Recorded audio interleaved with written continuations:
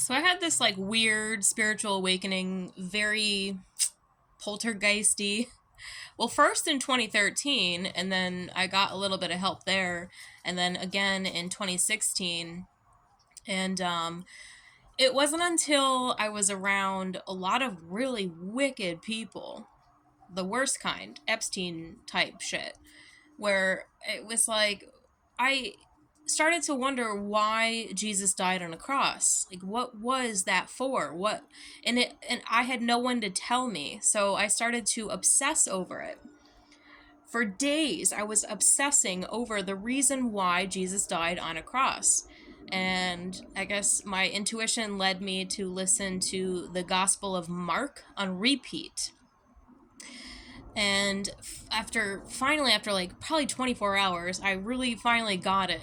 He died on a cross because we have a sin nature as a humanity that we used to have to do weird stuff like sacrifice animals to like atone for sin, and that's like a death cult, right? So Jesus came to start a life cult that he made one and final sacrifice, that if you accept the covenant through him, your soul is now cleansed of sin, which it needs to, because you can't enter the kingdom of heaven, whether it's in the afterlife or here on earth. This is why this is getting down to the wire, because it might be as if it's here on earth. And I'm laughing because my chicken wanted to come visit.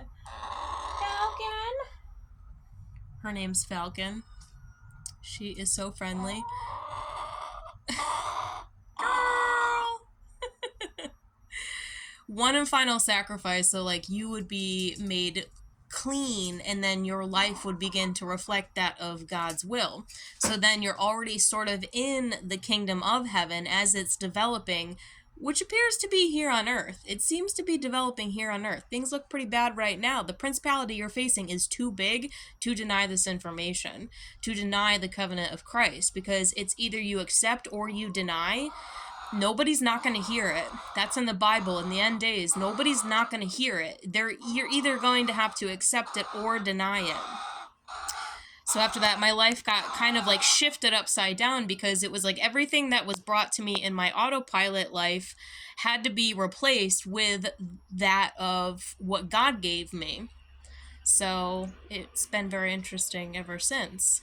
And lately, I just feel like that's all I want to do is preach the gospel, even though for a year I felt like people aren't listening.